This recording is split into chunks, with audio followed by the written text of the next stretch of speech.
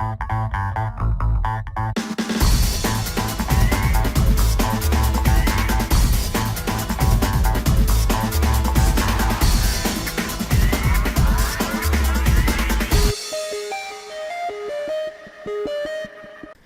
back to Property Method course here.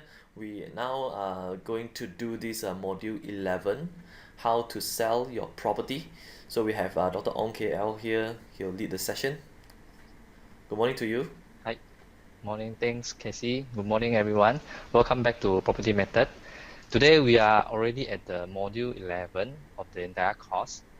So today we will discuss how to sell our property when the time is right.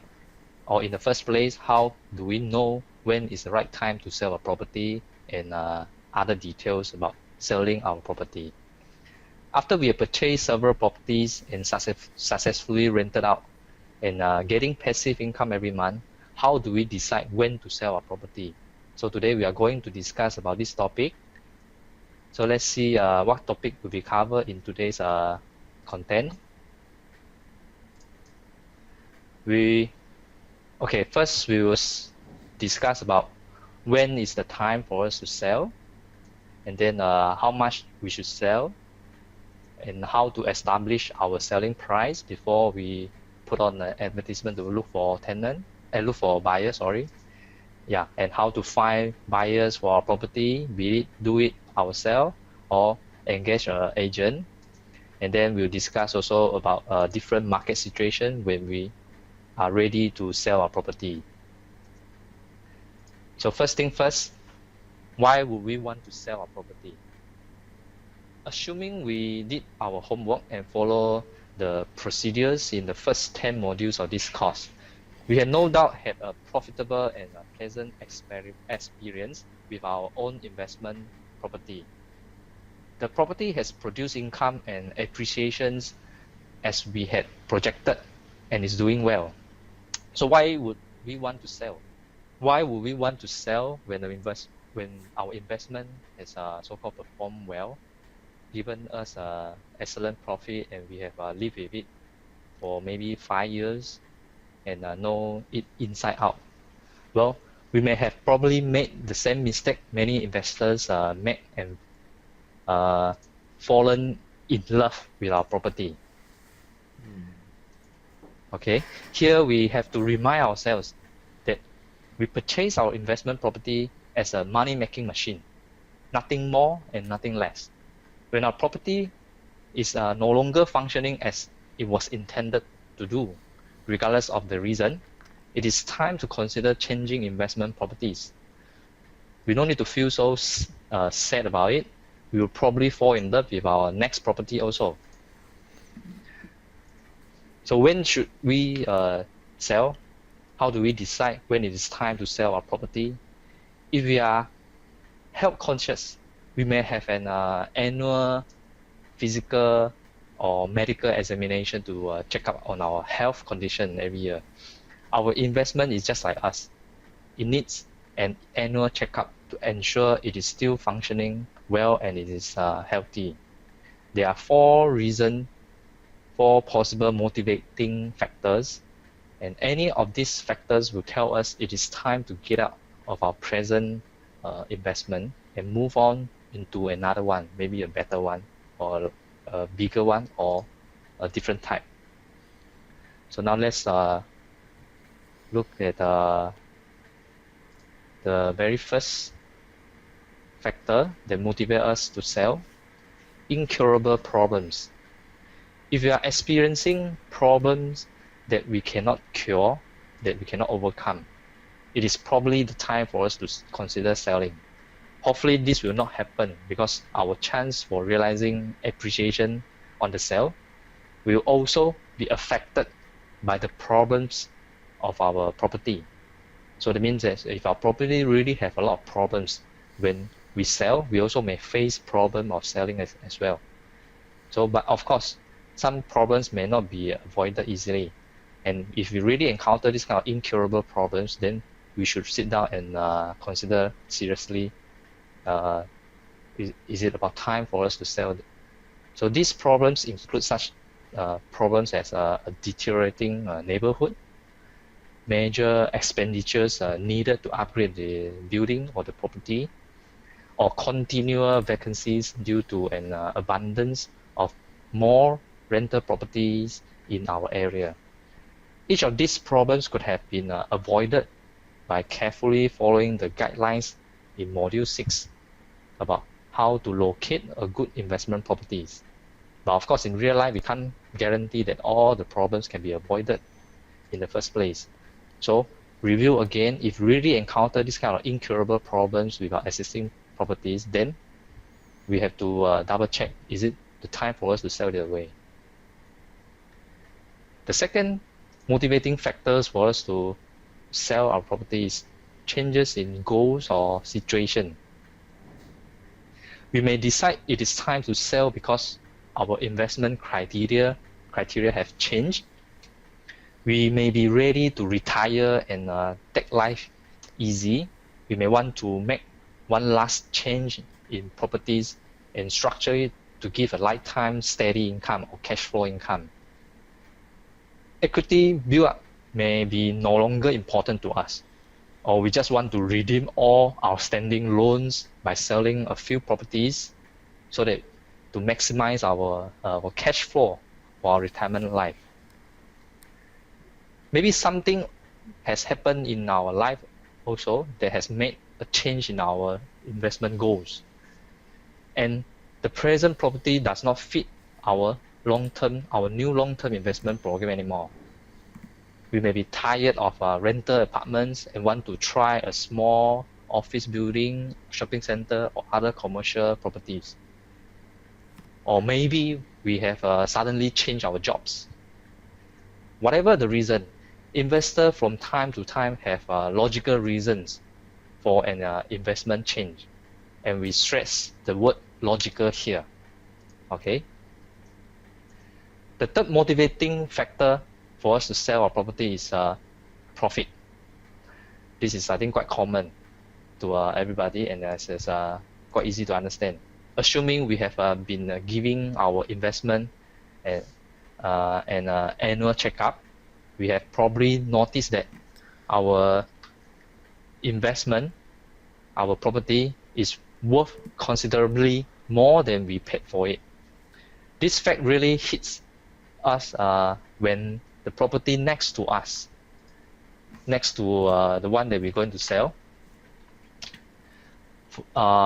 already sold for almost twice of what we paid before. And we know that ours property is a better one compared to the neighbor one. So before we rush out and sell our existing property, don't overlook the effects of property gain tax on our big profit. Okay, in Malaysia, all property, if we sell the property within 3 to 5 years time, we are subject to the property gain tax. If we still want to own the property, we may consider refinance that property and take some profit out of it using refinancing, and that is a tax-free proceed that we can take. The profit is tax-free. You can refer back to Module 3 for an easy to apply refinancing formula that help us to justify if a property is worth refinancing and how much we should refinance. So this is the third motivating factor when we consider we want to sell the property, big profit, and alternative to sell away the property to enjoy the profit is refinancing. The fourth factor, increase equity but decrease total return. The remaining reason for selling our property is the result of a large increase in equity. This equity build-up is brought by a combination of appreciation and mortgage principal reduction in our mortgage loan from the monthly installment that we every month pay. This is where many investors make a drastic error in analyzing their present position in their investment property. Once we include our equity build-up, and mortgage reduction into the calculation of our total return on investment. If our total return continues to reduce each year, this will be an excellent indication that it is time to sell. We'll use an example to demonstrate how to find this indication using equity return analysis. Members can download a spreadsheet of equity return analysis from the webpage of this module. So now let's, using an example, let's look at how this equity return analysis is. The spreadsheet that you can download will look something like this. Let's discuss this analysis using the same example of the apartment of the Mr. Sellers that we discussed before since module 7. This is a simple formula we can use to estimate our actual present return based on current market value of the property. In this example, we first examine the equity return of the apartment by end of the first year of investment. So this is to check after first year we bought the Mr. Seller's apartment, with how would the return, the equity return be for the first year, for the year 1. So line 1, number 1, cash flow, as you can see. Here we fill in our gross spendable income or the cash flow column in the spreadsheet of Go Finance Analysis. This will be the annual income produced by our property after all expenses and mortgage repayments have been made, but before tax consequences. Line 2, here we subtract any income tax we had to pay as a result of owning the property. Here we assume our income tax is 15% of our spendable income after all deductibles. So from the previous example, the total annual cash flow from the Mr. Seller's apartment was about 2,543. So now with the 15% tax, it's about 381 ringgit. Line 3 is the result of net spendable income after tax. So we just subtract so-called the income from cash flow. Sorry, the tax income tax from the cash flow. Then line 4, we add in the amount of principal we paid down on the mortgage during the entire year. You can get this information from the spreadsheet of Go Finance Analysis also, from the mortgage repayment schedule. Line 5, the sum of net spendable income and mortgage principal. That is the total equity income for this property for the entire year 1. That take case of the total income produced by the property, including the mortgage principal that we deposited in the bank. Now we need to determine what our actual equity is in this investment after 1 year. So let's go to line 6, the market value of the property. So here we may take our purchase price as the current market value of our property for the first year, since it's just 1 year time. So we assume that it will still be the 150,000, the purchase price that we pay to the Mr. Seller to buy this property. Then line 7, we can get the remaining balance on the mortgage from the loan statement sent to us by bank, or from the projection of monthly repayment scheme in the spreadsheet of Go Finance Analysis. So this is the remaining mortgage balance after year 1. Then line 8, number 8, we see there's a present equity of the property. We subtract line 7 from line 6. We subtract the remaining mortgage balance from the present market value of the property. And based on the current market value and the current mortgage balance, this is the money we expect to materialize if we sell the property by end of the first year. So if we are able to sell the property, same price that we bought, 150,000, after we deduct the remaining mortgage balance, this is the money, 17,000, that we can get if we sell at the same price that we bought. Mm-hmm. Yeah. Now we divide line 5, which is the total equity income, 4,400, by the present equity of the property, which is line 8. Okay. So we divide this 4,400 and by the 17,000. You'll get this equity return. So we can see from here, this after 1 year, after the first year, this apartment able to give us 25, almost 26% on the total equity return, including the equity built up from mortgage reduction.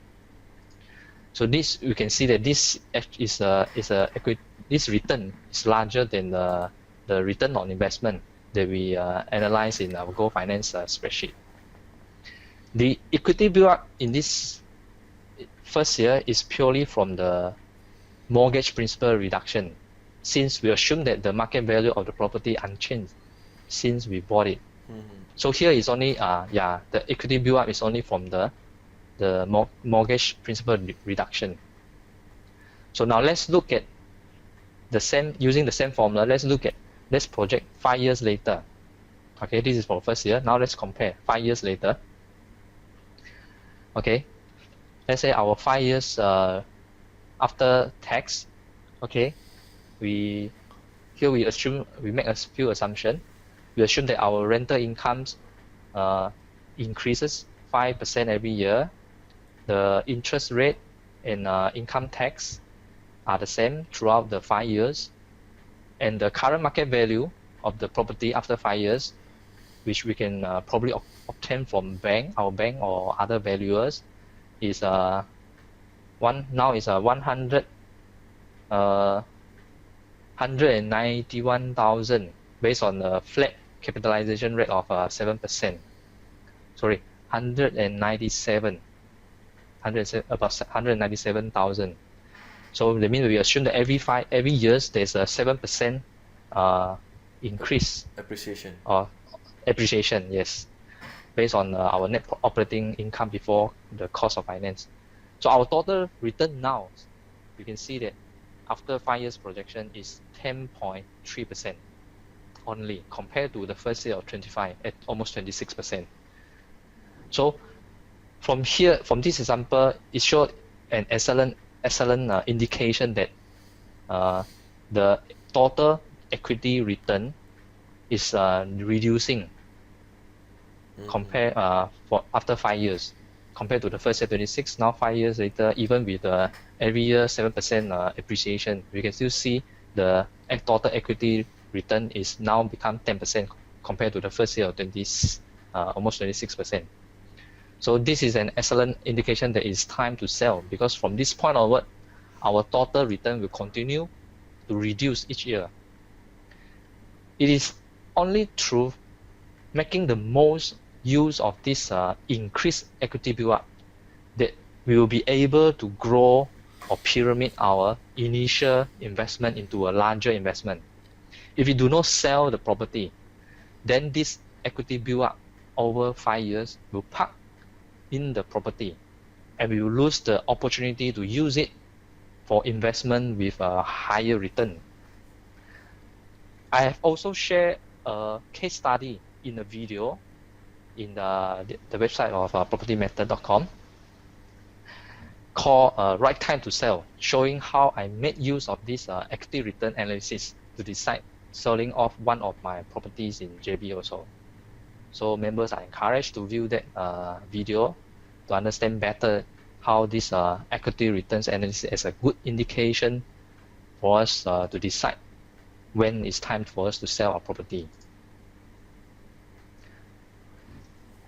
So in short, we should consider selling or exchanging our property when any of the 4 previous reasons are affecting the return we are making on our invested capital. Keep in mind here, the current property equity is our invested capital, not what we invested in the beginning 2, 5, or 10 years ago. After the first year, our initial investment is no longer our equity because we continue to build up our equity through the mortgage principal reduction and also through every year's appreciation on our property value.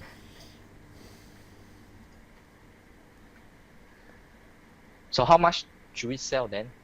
Once we decided to sell our property, the next consideration is how to go about it. Remember, when we purchased the property, we were convinced that the seller was trying to make a killing and had the property price well above its fair market value. So now the shoe is on the other foot. Now we are the seller, and any potential buyer will feel that we are the one trying to make a killing also. Just like what we did before we buy a property. You can find out exactly how much we paid for the property by just performing land search at the land office. Perhaps we should clarify something at this point. It was suggested that we check the records at the land office and find out how much the present owner paid for a property before we start negotiating with the buyer. Likewise, our potential buyer can also find out that we expect to make a huge profit in just 5 years' time. So the point is, do not judge a property's value by how much profit we are willing to allow a seller to make. Remember, the value of an investment property is in direct proportion to the income it is producing. You may want to repeat module 7 about how to estimate the value, the fair value of an investment property if you have forgotten this point. So that is the income it is producing today, not what it is capable of producing a year after we buy it. Knowing how much the present owner paid for the property may be of some help for our negotiation, but has little or no value at all in determining what the property is worth today.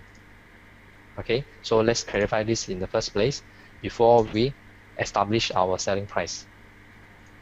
So now, using the same example of just now the apartment that we bought from Mr. Seller since module 7, we will now use the method of estimating the value of property, which we discussed in the module 7 again, to establish our reasonable selling price. 5 years ago, when we bought the apartment at 150,000, monthly rental income was 1,000 ringgit every month. The monthly expenses was 120. Annual net operating income of the property before cost of finance, before the monthly installment, was 10,560 ringgit. That is using the 880 ringgit times 12 months. 880 is the cash flow. That means we use, that is the rental income less the expenses. So we get every month cash flow 880. So now we times 12 months. So we get the net operating income for a year, 10,560 ringgit. And the capitalization rate was 7%. How we get this 7%? We just divide the net operating income by the buying price, 150,000 ringgit. So we get 7% capitalization rate for 5 years ago.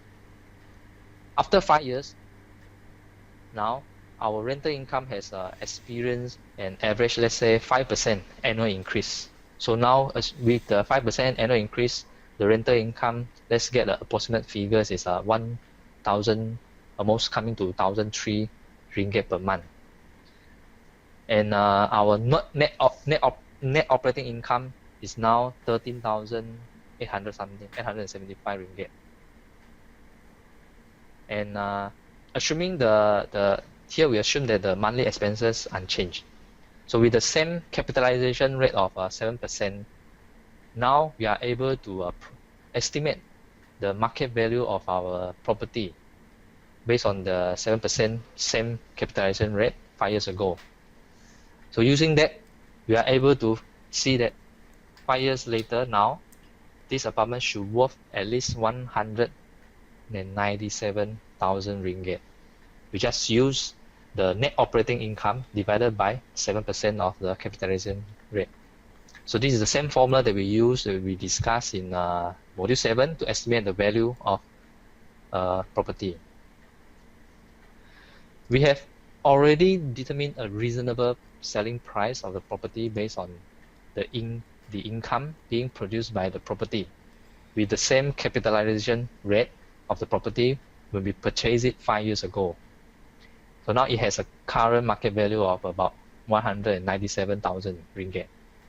Of course, we may want to review the capitalization rate after so many years in order to have a more realistic figure. So study again module 7 if you have forgotten those formula or those points to better understand how to estimate capitalization rate and the value of our property.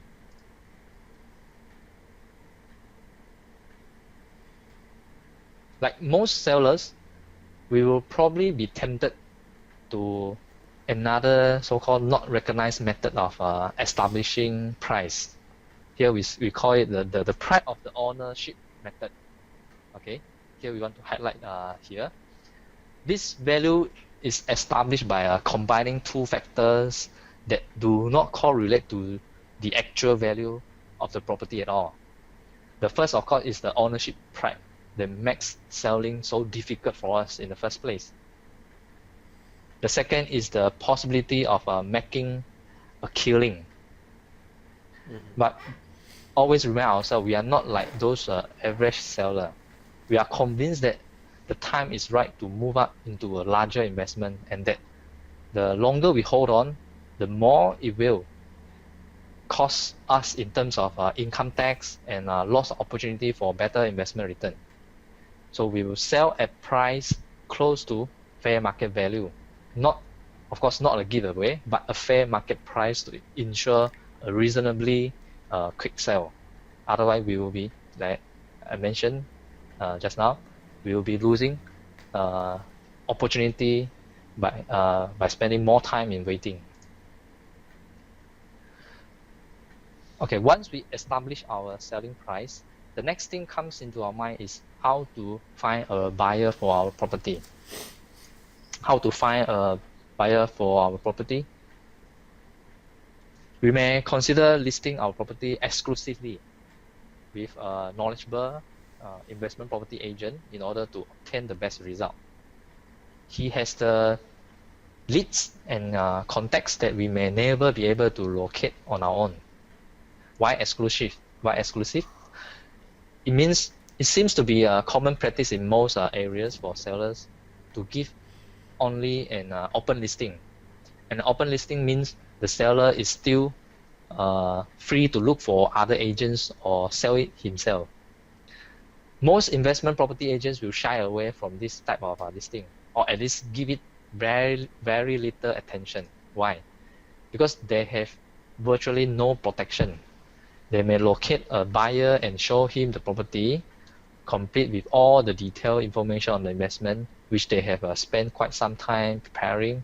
But the next thing the agent knows maybe is that the buyer has contacted the seller directly and make a private deal, cutting that agent out altogether. If you decide to employ a property agent, be honest with him. A good one is well worth the fee he's paid.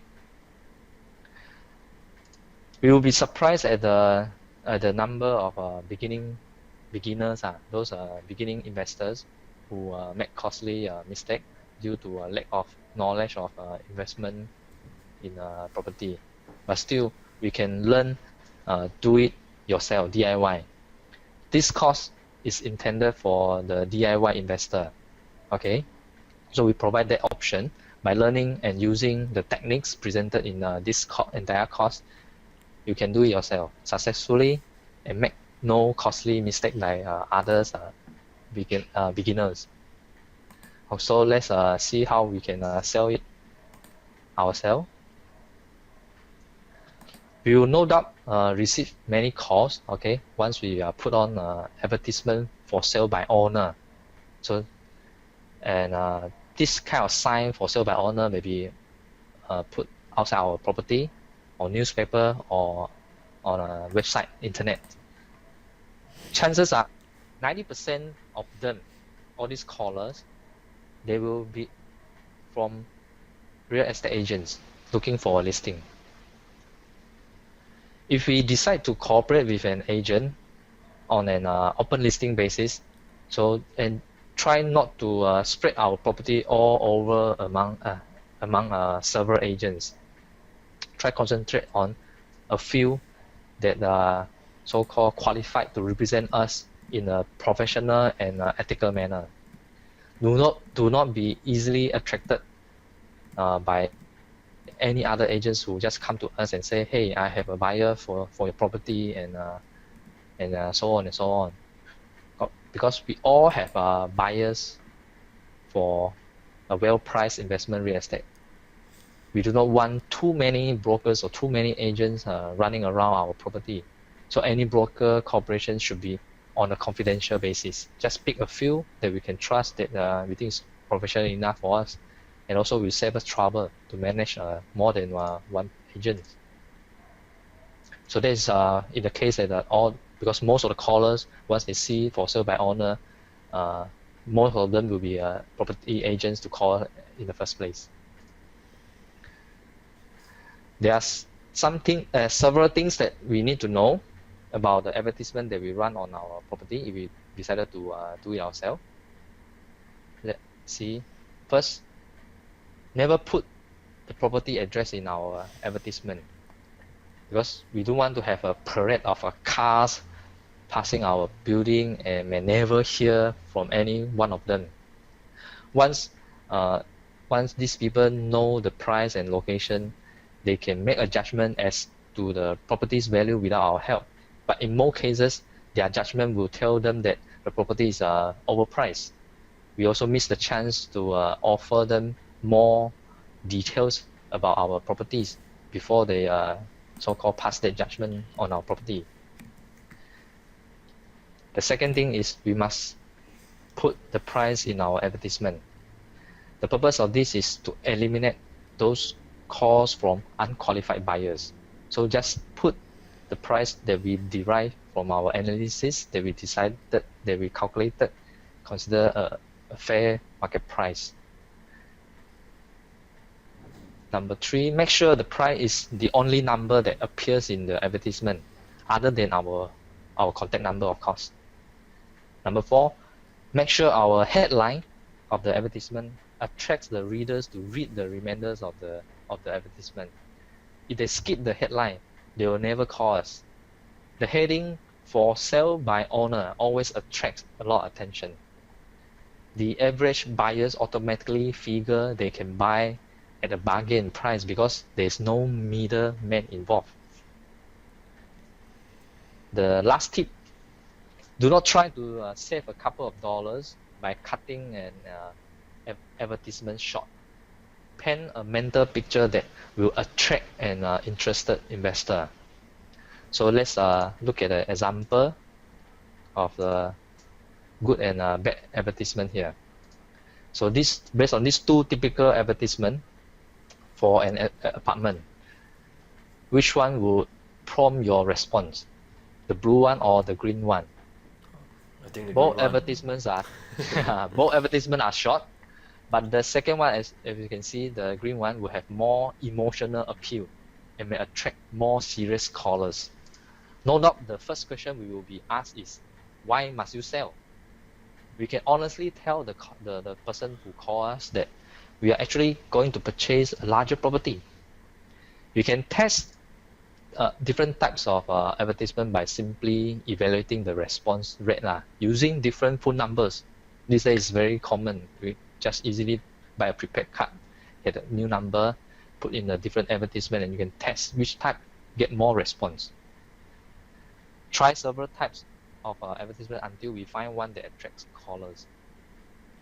So generally we will get good result just by copying the advertisement, the second one, the green color one, and modify it a bit just to suit our unique property. Now let's look at different strategies of selling in different market conditions. buyer's market or seller's market.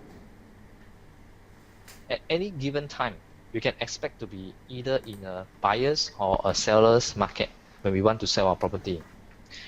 We always hope that when we are looking for an investment property, when we are a buyer, we will be in a buyer's market. In other words, there are more property for us to buy.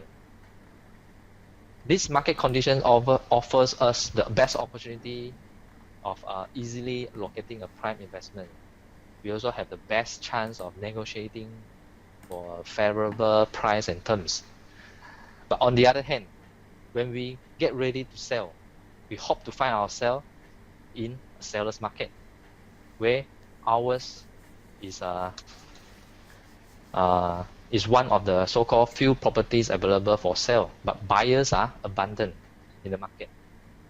Then we are in the best position to obtain so-called top price and the most desirable terms for us. So what do we do if we are in the seller's market when we are ready to buy and vice versa? Suppose we finish this course and the selection is limited with potential buyers all around us when we want to buy a property, and so more buyers are competing with us for fewer available properties. So in this kind of market, when we are a buyer, we may want to study again module 6. It was supposed to guide us through a seller's market situation where we are so-called a buyer. If we find ourselves in a buyer's market, our choice of investment property should be plentiful, and our selection should be an easy one. Now we want to sell, but find we are in a buyer's market. What do we do now? First of all, keep one thought in mind that there are always buyers for investment real estate. It is a buyer's market only because there are more sellers than buyers. This means that the sellers who have the most sellable properties will be the ones who can find a buyer quickly. Again, review what we have learned about selecting our investment in the first place. Location, for example, quality of the building or the property, renters, the stability of renter, quality of tenants, and appearance of our property. All this lead to making our property more sellable when the buyers are little. Now we can better understand the emphasis that was placed on selecting the property, maintaining the property, and leasing of our property. Because a well-selected property, a well-maintained property, and a property with a high rental income will become more sellable compared to other available properties in the market, even though we have a lot of competition. When selling during a buyer's market, we have to bear in mind that sometimes we have to be more flexible in our price and terms, or we may have to delay selling until the market turns around again.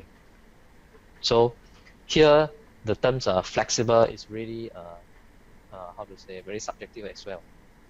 But after we go through the entire course, module 7 and even this module, we again use the method how to estimate the fair market value of our price. So when it comes to the flexibility to adjust our price, we have a guideline because we know how to estimate the actual fair market value of our property.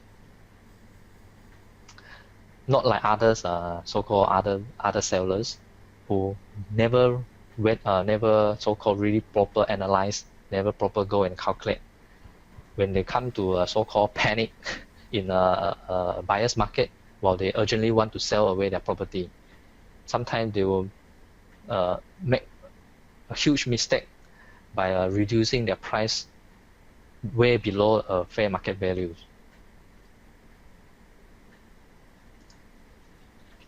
This brings us to the final point in this discussion. The balance between accepting a little less than we hope for or waiting for an additional 6 or 12 months to buy or to sell. We should know from the previous modules in this course how much it is costing us to wait for ideal market conditions that may or may not even occur. We will find that it will pay us to sacrifice a little in order to buy or sell now, rather than to maintain our present investment position or status quo. Scratch paper is cheap. Use whatever we have learned to compare our two alternatives: staying in our present position or making the change. Stay status quo, right, or make the change. Even under less than perfect conditions, I mean under the circumstance that not so ideal to our expectation. We will see at a glance what is best for us and our investment program by comparing the two alternatives. If we don't sell, or we just leave it as is, or what will happen if we are able to sell it and with extra capital to find a bigger or a better investment with higher return. Rules of thumb and estimates of market value are useful in giving us a quick method of evaluating an investment property, but those are not substitutes for taking the time to prepare a complete property analysis. Only by doing a proper and complete property analysis, be it on our equity return that we just discussed, or the fair market value of for our property, only by doing so, we can accurately determine how much we can afford to pay for a property and how much is reasonable for us to sell our property. So always boils down to we must have the so-called the numbers from the analysis that back us up. So it will make us much easier when it comes to negotiation. How much room for negotiation? How flexible can we be? Be it we want to sell or we want to buy. That is the point that we have been so-called stretching almost throughout every modules in this course. So let's revise what we have discussed in this module, how to sell our property. First, we want to establish the reason when it is appropriate to sell our investment property. Is the property facing incurable problems such as deteriorating neighborhood and continual vacancies? Are we having a significant change of financial goals or situation, such as migrating to other places or a career change, etc.? Are we selling our property for an irresistible profit? Did we ever consider refinancing before we consider to sell it? And the final reason, which is established through proper equity return analysis, when we find our property has an increased equity but decreased total return, we may consider to switch to a more profitable investment property. Then we discuss how to establish our selling price based on the income produced by a property with the same capitalization rate, with the same formula that we discussed before in module 7, how to estimate the value of property. We can use this method to easily find out the fair market price of our property. And we also gave an example of effective advertisement format to advertise our property for sale in case we would like to so-called do it ourselves to sell the property instead of engaging a professional property agent to sell for us. Then we discuss the final section about what to do in the buyer's market if we are a seller and vice versa. Now we know exactly when to sell our property, how much we should sell it, how to establish the selling price, how to locate a buyer, and what to do as a seller in the buyer's market. So run through all the points and all the analysis example if possible for our property and see are we ready to sell our existing so-called properties. So bear in mind that we may not need to practice what we have learned in this module in the near future, but 5 or 10 years down the road, we are sure that it will come to some point when you would want to sell some of your properties. When you do, remember to revisit this course and study this module again, because you have got a lifetime access. So meanwhile, if you have any question or comments related to this module, so just feedback to us using the comment section in this module. So I think that's all for this module 11. Yeah, Casey? thank you, Dr. Ong, for this very good session.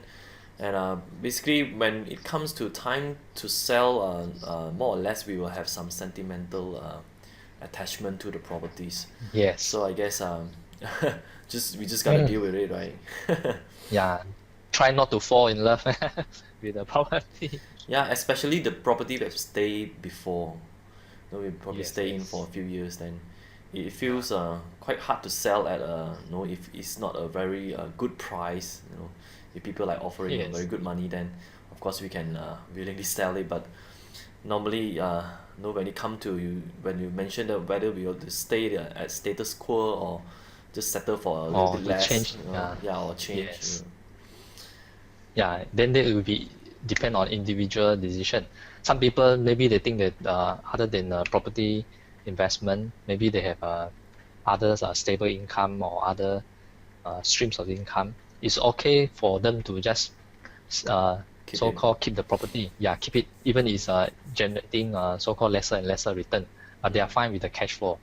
I think I cited an example in this module also, like for example, retiree.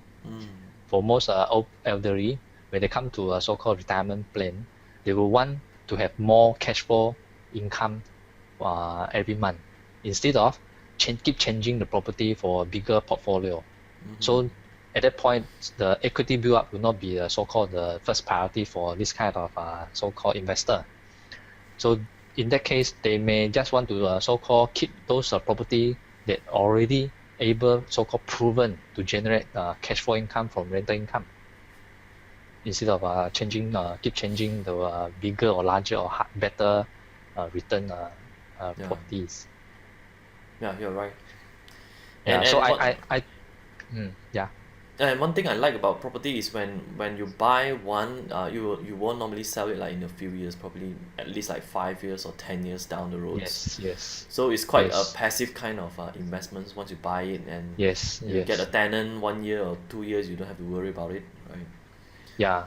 Properly selected properties which was properly selected, which are able to so-called generate cash flow to us, it guarantee the appreciation as well. So while we wait for 5 or 10 years or few years time, right, the cash flow is still so-called the money is still coming to us into our pocket every month while we wait for the appreciation, because that is a so-called money making machine. It's proven that the property is able to generate money to us.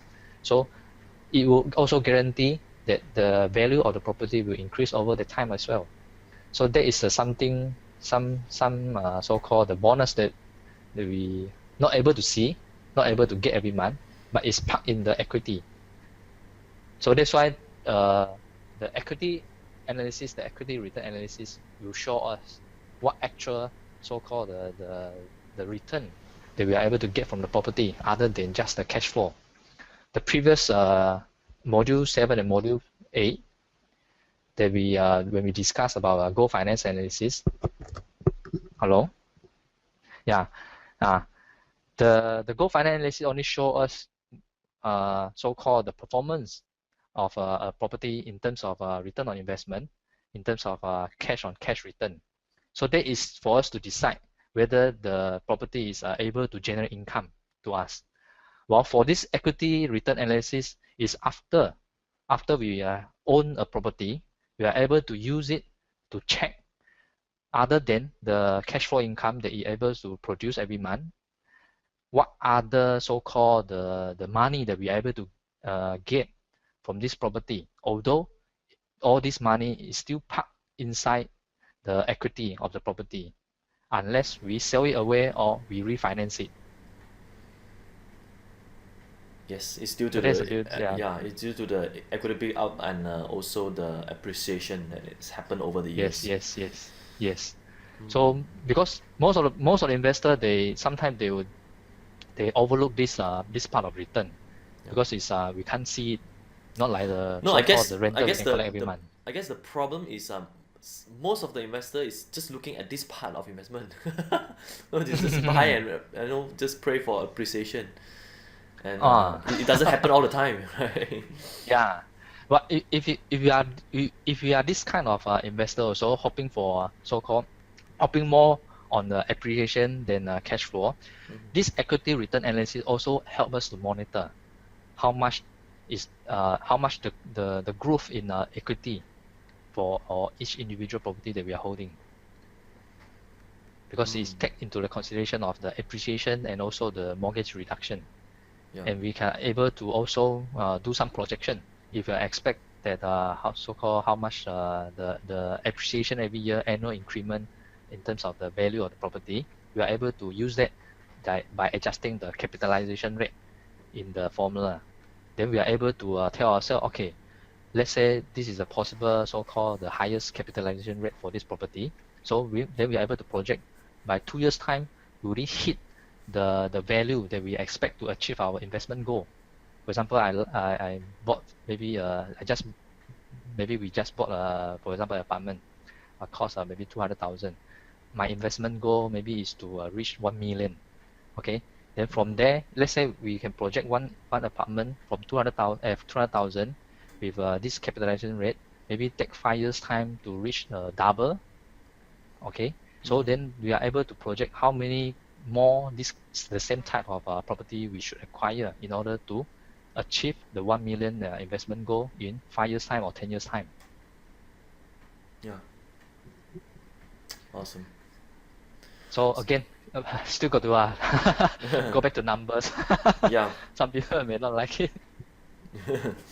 But anyway, it's definitely a proven way. So if you are going to like invest using the method we teach in property method, look for property generating income generating properties, Exactly, yes. and always positive cash flow, and those properties that are worth investing and also worth financing, you will never go wrong. So I Yes. don't see you will ever make any loss in investing in properties. Yeah. Just carefully manage the risks involved. Yeah. Yep. Thank you. Is there any So questions? Yeah. yeah, no, so far So so so we we should end this. Yeah, we should end this module. So we'll see you again in the next module.